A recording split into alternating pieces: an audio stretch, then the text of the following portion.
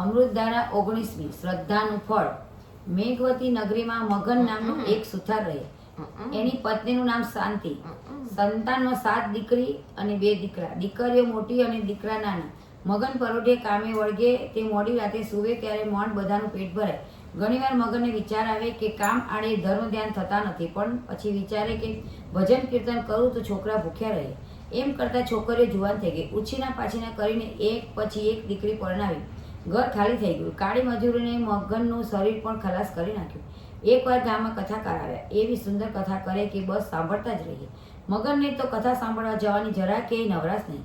પણ એકવાર એવું બન્યું કે મગન મંદિર પાસેથી પસાર થઈ રહ્યો હતો ત્યારે એના કાને કથાકારના આ શબ્દ પડ્યા: કણ કીડીને મણ હાથીને દેનારો ભગવાન, જગની ચિંતા જગદીશને એને સૌ સમાન. જગતની ચિંતા જગતના નાથને છે, જેણે દાંત આપ્યા છે એ ચાવણું પણ આપશે. ભૂખ્યા ઉઠાડે પણ બુદર ભૂખ્યા સુવાડે નહીં. અને તોય પામર મનુષ્ય જિંદગી આખી ચિંતામાં વિતાવે છે. ભગવાન પર ભરોસો રાખવાને બદલે અવતાર એળે ગુમાવે છે. જે મનુષ્ય પોતાની બેડલીને ભગવાનના સહારે છોડી દે છે એ તરી જાય છે. શ્રદ્ધાના બળ જેવું જગતનું બીજું કોઈ બળ નથી. રસ્તે ચાલ્યા જતા મગન સુથારે કથાકારના આ શબ્દો સાંભળ્યા તો એના અંતરમાં પ્રકાશ પથરાઈ ગયો. શબ્દો એવો પ્રહાર કર્યો કે આંખ ભીની થઈ ગઈ. પસ્તાવાનો પાર ન રહ્યો. રડતા હૃદયે વિચારવા લાગ્યો કે અરે રે, ધિક્કાર છે મને. મેં પેટની જ વેઠ કરી રાખી અને પ્રભુને વિસરી ગયો. ભગવાનનું ભજન કરવાને બદલે મજૂરી કરી. મનખા દેહને સાર્થક ન કર્યો. એક ક્ષણે મગને નક્કી કર્યું કે 50 વર્ષ ભલે પાણીમાં ગયા, પણ હવે જાગ્યા ત્યાંથી સવાર.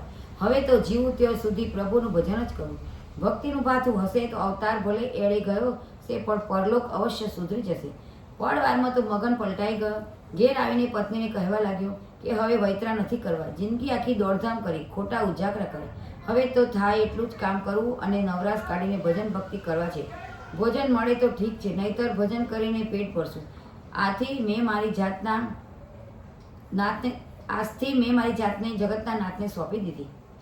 પત્ની પણ રાજી થઈને કહેવા લાગી, હે નાથ, પ્રભુની કૃપા વગર ભાગ્ય આડેનું પાદરું ખસતું નથી. પ્રભુનો સાથ હોય તો જ પ્રારબ્ધ ફળે. પછી તો મગનને નીમ લીધું. ના થાય એટલું કામ કરે અને બાકીનો સમય પ્રભુના ભજન કરે.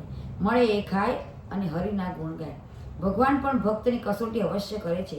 મગનની દશા બગડતી ગઈ.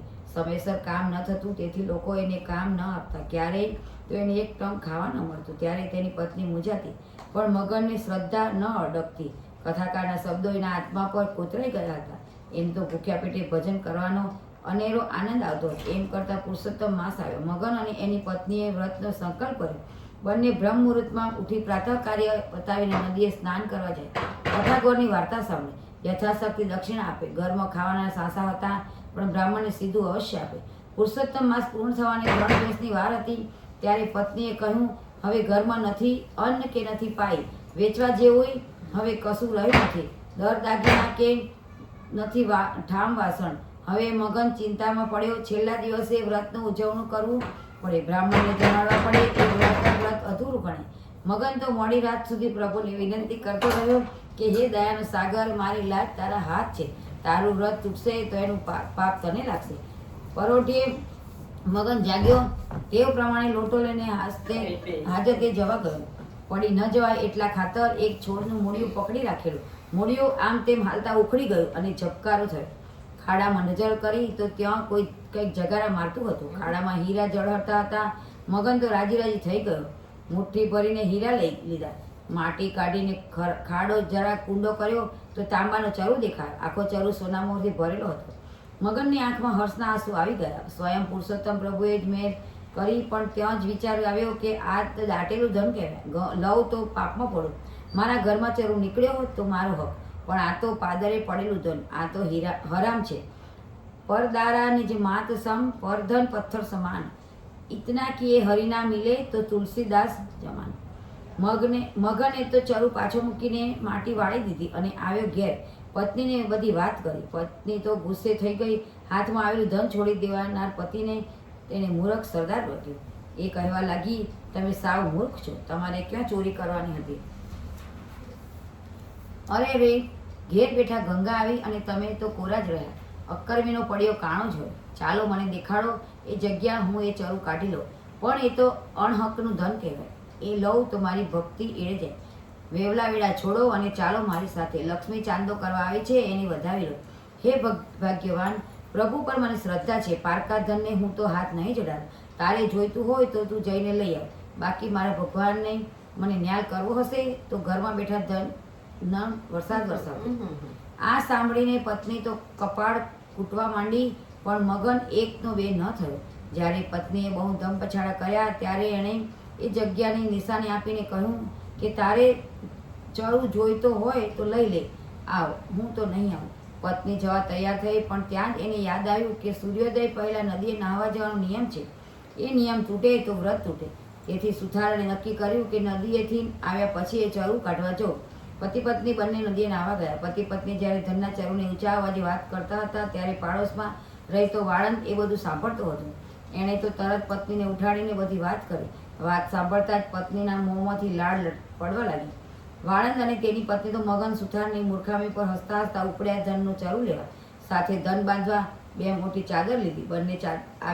બંને પાદરે આવ્યા. તાજી જ માટી ખોદેલી હતી એટલે તરત જગ્યા મળી ગઈ. જલ્દી માટી ખોદી તો ચરુમાં સોના મોહાના બદલે પીળા વીછી ખતપતતા જોયા.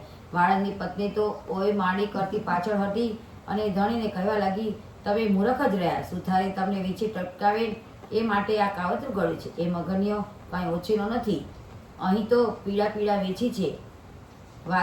વાળંદ રોષે ભરાયો. નક્કી કર્યું કે મગન સુથારની ચાલનો જડબાતોડ જવાબ દેવો. એને ખબર પડે કે એમ કોઈ માથાનું મળ્યું. વાળંદે તો ચરુનું મોઢું બાંધી દીધું અને ચરુ ચાદરમાં છુપાવીને આવ્યો ઘેર. એ ચરુ લઈને વાળંદ તો ચઢી ગયો છાપરે. મગનના ઓરડાના નળિયા બેસી ખસેડીને બેઠો. ત્યાં મગન અને તેની પત્ની સ્નાન કરીને પાછા આવ્યા. મગન પુરુષોત્તમ પ્રભુની પૂજા કરવા બેઠો. લાગ જોઈને વાળંદ ચરુ ઊંધો વાળી દીધો. ખડીંગ ખણ ખણ કરતી સોનામહોરો વરસી. મગન અને તેની પત્ની તો હેપતાઈ ગયા. મગનની આંખમાં આંસુ આવી ગયા. અરે રે, ભગવાને મારા માટે કેવું કષ્ટ લીધું. મેં ઘેર બેઠા ધન માગ્યું તો છાપરું ફાડીને સોના મહોરો વરસાવી. પતિ પત્ની એ બધું ધન કોઠીમાં મૂકી દીધું. આ બાજુ અદેખો વાળંદ અને એની આળવિતરી બૈરી રાહ જુએ છે કે હમણાં મગન કાળી ચીસો પાડશે. ઘણીવાર થઈ ગઈ પછી ચીસાચીસ ન થઈ એટલે વાળંદ જાતે જોવા ગયો. જોયું તો મગન બેઠો બેઠો માળા ફેરવે છે. વાળંદે દાંત પીસ્યા, પણ થાય શું? ધન મળતા જ મગન મન મૂકીને દાન ધર્મ કરવા લાગ્યો. સદા વ્રત ખોલ્યું. ભગવાનને આપેલું ધન ભગવાનના કાર્યમાં વપરાય તો જ ભગવાન રાજી રહે. જીવન ધર્મ કાર્યમાં વિતાવી બંને અપાર વૈકુંઠ આવે. હે પુરુષોત્તમ પ્રભુ, તમે જેવા મગન સુથારને ફળ્યા એવા વ્રત કરનાર સૌને ફળજો. હે પુરુષોત્તમ ભગવાન જય.